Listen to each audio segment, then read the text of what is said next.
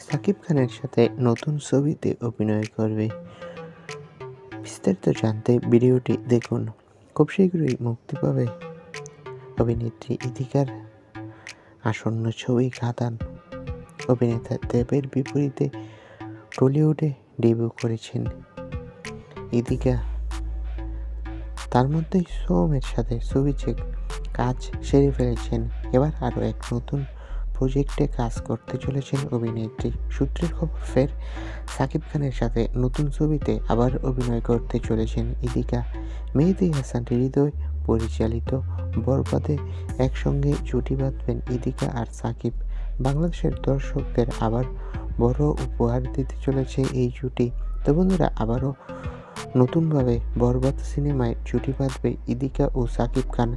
এ বিষয়ে তোমাদের মন্তব্য কি? কমেন্ট বক্সে জানাও। আর আমাদের চ্যানেলটি সাবস্ক্রাইব করে পাশে থাকা বেল আইকনটি বাজিয়ে রাখো। তোমাদের সবাইকে অসংখ্য ধন্যবাদ।